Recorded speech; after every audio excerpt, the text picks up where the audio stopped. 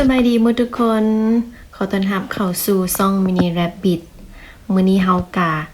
จะออกเดินทางไปประเทศกัมพูเชียนั่นเอง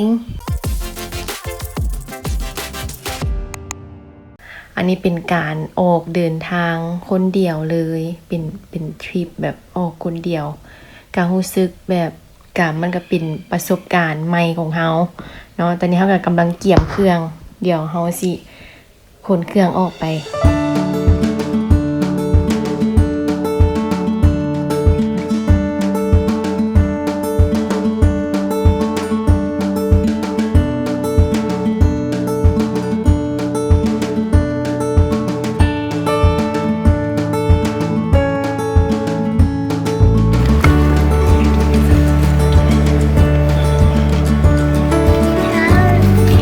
สปอนเซอร์หลัก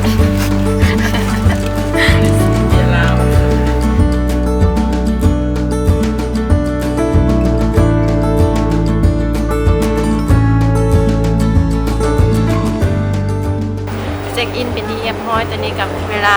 10:30 ได้บอร์ดดิ้งพาสเป็นที่เรียบร้อยและคนมาส่งเขากันนี่เลยทีมงานของเขาสีสุกมุกดานี่เป็นนางเอกของน้อย นางเอกอยู่ในเรื่องนั่นแหละแล้วก็เป็นไผ่อยู่มือกองมันมือกองมันเลยข้าวสารเขาสาก วันนี้มีพ่อมีแม่มาส่งทริปนี้เขาเดินทางคนเดียวกำลังจะเดินทางออกคิวทำอิฐนี่แมนไปใส่ก่อนทำอิฐแมนไปลงไว้กรุงเทพสุวรรณภูมิหลังจากนั้นเขาก็ไปโตไปลงพนมปิ่นกะซึ่งเป็นช่วงแรงๆมาแหละช่วง5 โมงครึ่งมันจะสิได้ขึ้นอยู่อีกเทื่อนึงอยู่มีไซน์ไปมีโชคไปได้ซาวไตก่อนไปได้ซาวไตก่อนอันเดียวเลยจิบได้ไหมบ๊ายบาย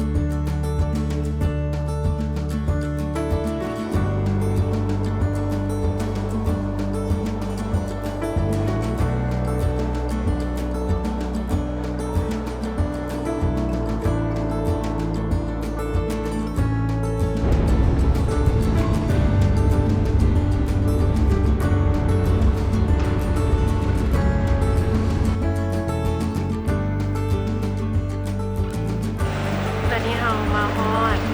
สนามบินสุวรรณภูมิเป็นที่เรียบร้อยแล้วโมงที่เราจะขึ้นโยนอีกเทื่อนึงแม่น5 โมงเช้าตอนนี้แม่น2 โมงตกยังเหลือเวลาอีก3 ชั่วโมงเดี๋ยวเขาสิย่างรอบแถวนี้ไหม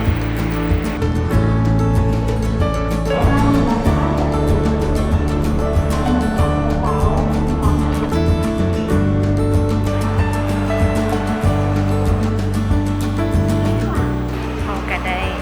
บอร์ดิ้งพาสมาแล้ว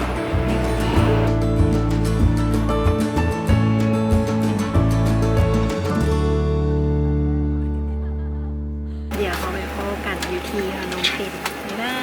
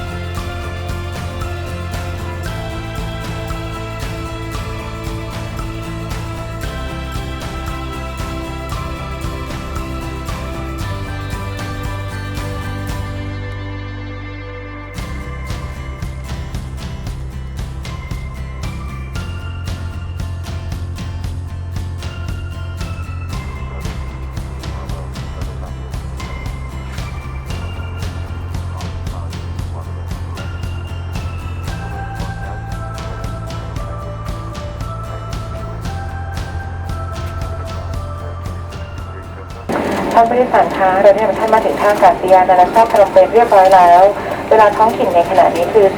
18:26 นาทีซึ่งเป็นเวลาเดียวกันกับที่ประเทศไทยค่ะ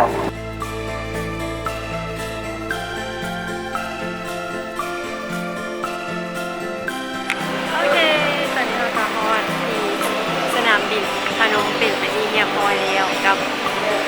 my friend here hi she come from Thailand วันนี้เขาก็หาซื้อซิม